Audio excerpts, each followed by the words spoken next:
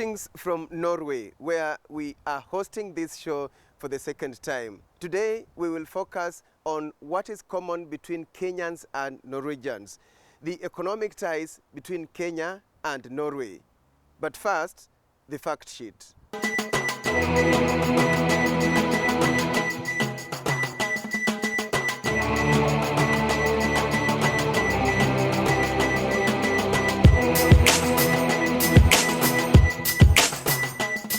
Norway established diplomatic relations with Kenya in 1963, shortly after independence.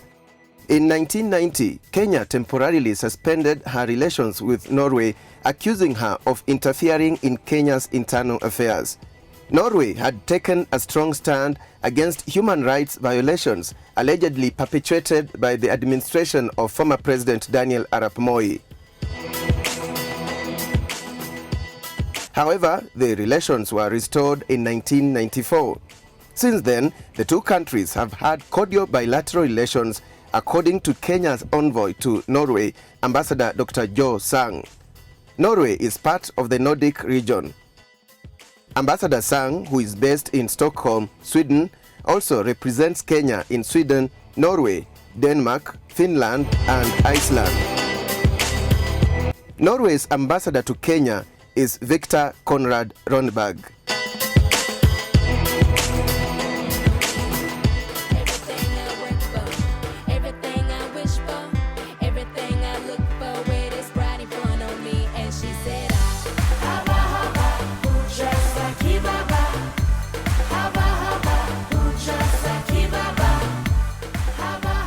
That is Stella Mwangi's popular song Haba Haba Hujaza Kibaba, whose meaning is close to saying fullness is achieved from small measures through hard work and consistency.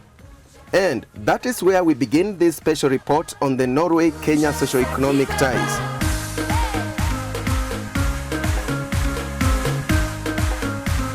Symbolically, Stella Mwangi is a Kenyan Norwegian, an award-winning artist born in Muranga in central Kenya, but brought up in rural Norway, where her family relocated in 1991. She makes both Kenya and Norway proud. And there are other Kenyans who bring home that connection too. One of the mentors of Kenya's icon in javelin throwing, Julius Yego, is a Norwegian.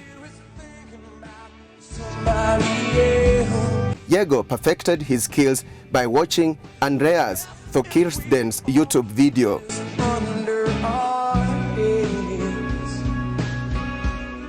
In general, Norwegians know that Kenyans are very good in running. And they win almost everything. And we celebrate with them. In soccer too, there are Kenyan footballers shining in Norway, John Moiruri and Arnold Origi. But it is not just one-way traffic.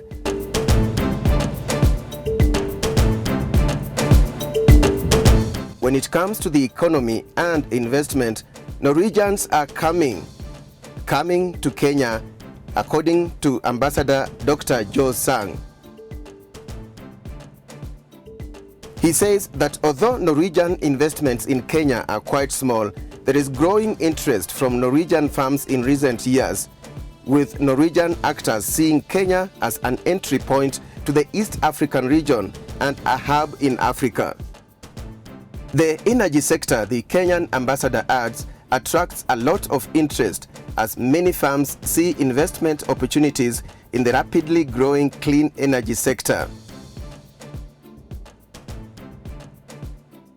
Norway's Deputy Minister for Trade, in a separate interview, affirmed that Norway is already present in Kenya's energy sector. Several companies are already there in oil and gas, in hydropower. Quite actually impressed what Kenya has also done on the investment in the energy and infrastructure as well. And who knows, maybe we can work more with Norwegian companies investing more in the future in these areas. Norwegians, for example, through the Norwegian Investment Fund for Developing Countries, or Norfund, have invested in Kenya's Lake Turkana wind project. Felix Osok, the director in charge of East Africa at the Norwegian African Chamber of Commerce, is knowledgeable about opportunities Kenyans can tap Let's from take, Norway. for example, fisheries and aquaculture, which is one of the areas where Norway has a lot of experience and expertise, Norway's comparative advantage. Norway has a lot of technology, knowledge about this sector, and also the right infrastructures in place. In Kenya, we need to expand our fisheries sector and venture into aquaculture, not just onshore or sea fishing. And for a Kenyan who wants to actually invest in that sector, the right place to source for equipment, get the right technology, the knowledge is here. So that is, we're talking about knowledge and technology transfer, which is an aspect of trade. Kenya exports to Norway coffee, tea, fresh vegetables, and a variety of horticultural products such as cut flowers. According to Ambassador Sang, cut flowers account for about 70%, while coffee is 15% and legumes 6%. Imports to Kenya from Norway include musical instruments, measuring instruments, office supplies, watches, ICT accessories, transformers for hydroelectric power, and What we see from fertilizer. our trade is that our trade is increasing. Currently, Norway is investing more in Kenya. I think 70% of all the investments between our two countries go from Norway to Kenya and 30% otherwise. But the potential is, of course, amazingly large. Norway has the largest oil reserve in the world, doing over 900 billion USD. And since Norway discovered its oil in the 1960s, Norway didn't have the expertise, but it got the expertise, the technology from Britain and the US. But one thing that Norway can be proud of today is sustainability, how to manage the oil reserves for the future generation to benefit from this. There is, for example, we have it's called the Norwegian handlingsregelen, like revenue from oil, only 4% can be used every year, not more than that. So that is why Norway has a big oil reserve, such that you don't exploit and use everything today, but you also save for the future generation to come. Norway's economy thrives under tough regulations. The country is richly endowed with natural resources such as petroleum, hydropower, fish, forests, and minerals. The petroleum sector accounts for the largest portion of export revenue and about 30% of government revenue. Norway is the world's third largest natural gas exporter and seventh largest oil exporter.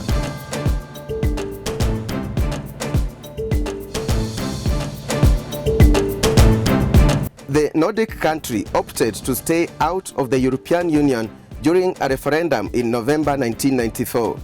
However, as a member of the European Economic Area, it contributes sizably to the EU budget.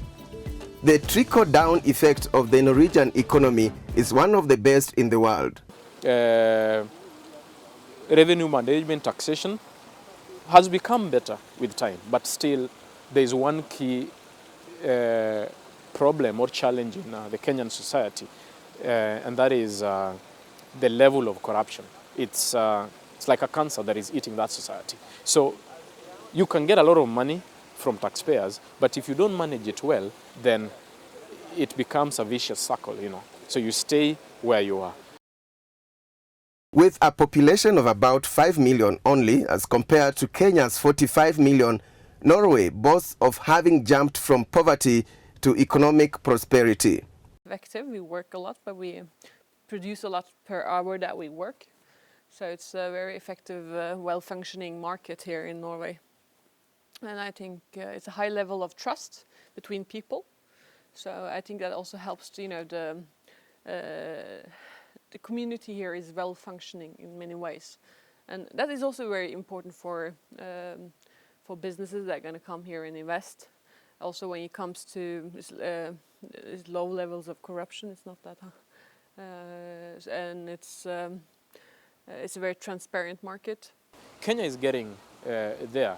Look at Kenya in terms of the telecom industry, what Safaricom has done with M-Pesa, for example. Just 2 years ago, that is when we had something, mobile banking. It's called VIPs. You can send money through, your mobile to somebody. M-Pesa was established over 10 years ago. So there's also a lot that Norway can learn.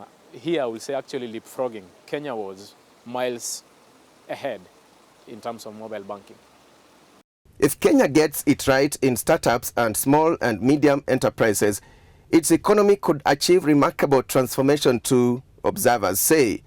The Norwegian Investment Fund for Developing Countries, NOFund, is keen to see Kenya reap the benefits of entrepreneurship and has now invested in Kenya's Equity Bank specifically to support SMEs. The fact that Norfund bought 15% shares in Equity and is the biggest shareholder now, the main key and driving factor was to indirectly invest, provide capital to Equity Bank such that they can invest in SMEs and investing in the unbankable. Indeed, during a recent conference in Oslo, Equity Group CEO Dr. James Mwangi emphasized the role of SMEs in Kenya's economic growth and acknowledged Norfund's support. In combating climate change, there is room for collaboration between Kenya and Norway, according to Ambassador Sang. Norway has made great strides in recycling and proper solid waste management in order to reduce carbon dioxide emissions. It turns organic waste into biogas that is used to run vehicles. In Norway, almost every waste is turned into gold, so to speak, and this is a lesson not just for the national government of Kenya, but also county governments.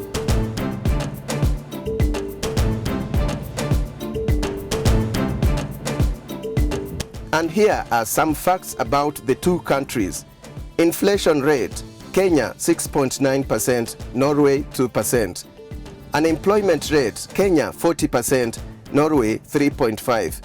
Population below poverty line, Kenya 43% and Norway negligible. And life expectancy at birth, Kenya 63.7% and Norway 81.7%. We take a break. When we return, we will focus on the tourism sector. Are Norwegians visiting Kenya? This through the eyes of a Kenyan entrepreneur who has a safari company that is based in Oslo. Also, the perspective of a Norwegian who has a similar company that is based in Kenya. Very interesting. Don't go away.